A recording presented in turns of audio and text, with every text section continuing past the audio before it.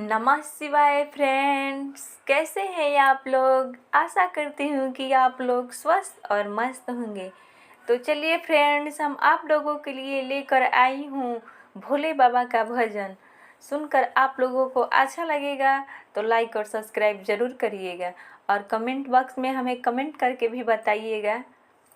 झकझोर के डमरुआ बजावो ए भोला, झकझोर के डमरुआ बजावो ए भोला। रौरी दुवरिया एक लंगड़ा पुकारे, रौरी दुवरिया भोला जी लंगड़ा पुकारे। ए लंगड़ा पुकारे भोला जी लंगड़ा पुकारे।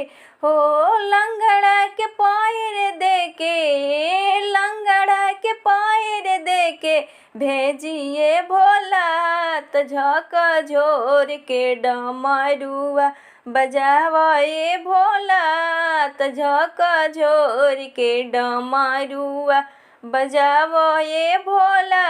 रौरी दुवरिया एक अंधा पुकारे, रौरी दुवरिया एक अंधा पुकारे।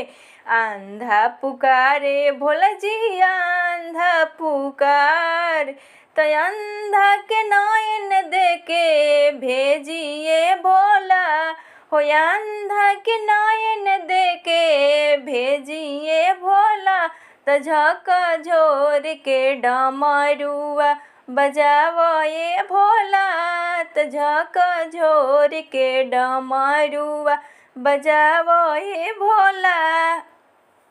रौरी दुवरिया भोला जी निर्धन पुकारे, रौरी दुवरिया भोला जी निर्धन पुकारे।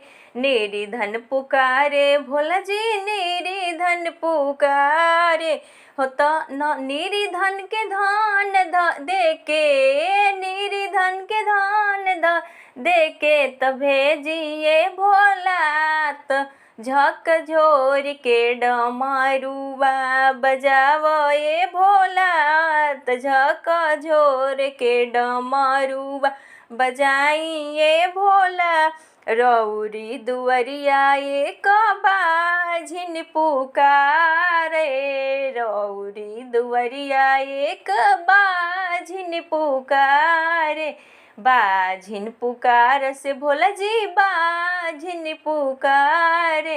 तो बाझिन के गोद रउआ भर दिए भोला, बाझिन के गोद रउआ भर दिए भोला। तो झकझोर के डमरुआ बजाइए भोला, तो झकझोर के डमरुआ बजाइए भोला।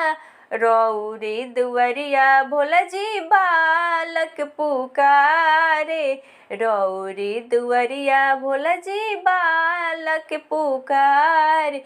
तो बालक के ज्ञान रउआ दे दिए भोला, बालक के ज्ञान रउआ दे दिए भोला। तो झकझोर के डमरुआ बजाइए भोला, झकझोर के डमरुआ बजाइए भोला। रौरी दुवरिया एक निर्धन पुकारे, रौरी दुवरिया भोला जी गूंगा पुकारे।